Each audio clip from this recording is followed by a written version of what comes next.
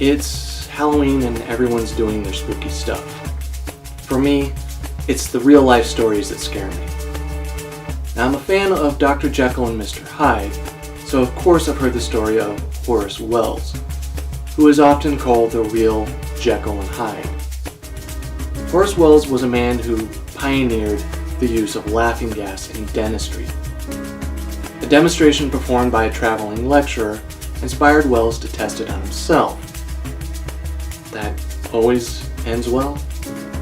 Dr. Wells had a colleague extract a tooth from Wells' mouth while he was under the effects of nitrous oxide. Wells was so impressed with how painless it was to have a tooth pulled with the gas, he began using it on his patients. He was such a proponent for the use of nitrous oxide, he didn't try to patent the use. He said pain relief should be as free as the air. This is Dr. Jekyll, a man doing his best to help his fellow man, a pillar of the civilized world. Dr. Wells demonstrated the use of nitrous oxide for some medical students. Wells, being confident that the gas had numbed his subject and there would be no pain, yanked a tooth out with no hesitation, as if he had no remorse for causing pain at all. The subject, of course, screamed in pain. Turns out the dose was too low. The laughing gas hadn't taken effect. That one demonstration pretty much destroyed Wells' career. The students yelled humbug, called it bogus, and he lost his practice because no one trusted him anymore. Later, another doctor demonstrated it again and proved it worked. But vindication didn't restore Dr. Wells. He had to work as a door-to-door salesman. 2 years later, he saw a demonstration performed by his former business partner, who was now very wealthy from a practice that widely used nitrous oxide. Upset, Dr. Wells went to France, as was the common practice in the 19th century when you just saw something upsetting. A year later, he returned to the US. He was rather excited about a new drug that was far more effective and the dosing was easier, overcoming the problem he had encountered with his ill-fated demonstration with nitrous oxide. Wells was still the very good-intentioned man, but like he did with nitrous oxide, he was testing chloroform, the new drug, on himself. No one knew at the time how addicting chloroform is, or the other effects it has. As a result, he would have very dark and frightening hallucinations.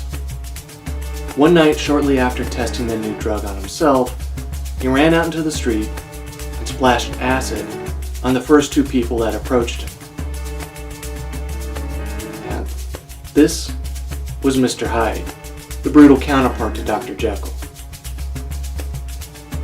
And of course, he appeared after taking some strange chemical.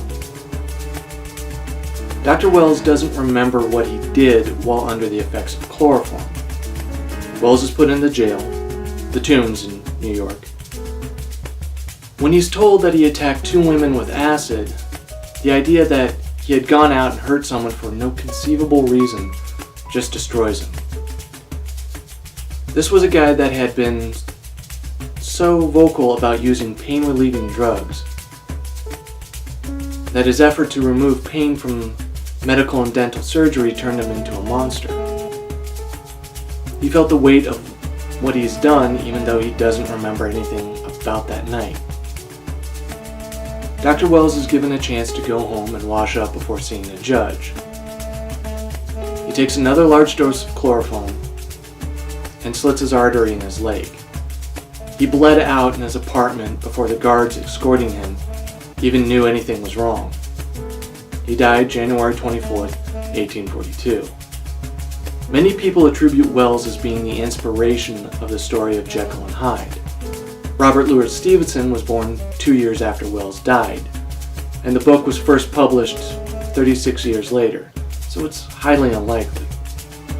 What's frightening about Wells' story? Even though he really was trying to remove pain from medical treatments, and was right about nitrous oxide, during his lifetime, Dr. Wells was seen as a monster who would hurt people without remorse. because he was so exuberant about proving his convictions. It's terrifying to be in the path of someone like that. But it's just as horrifying to realize that for all your efforts to make the world a better place, you made it a little worse for someone else. Thanks for watching. Happy Halloween, and good luck.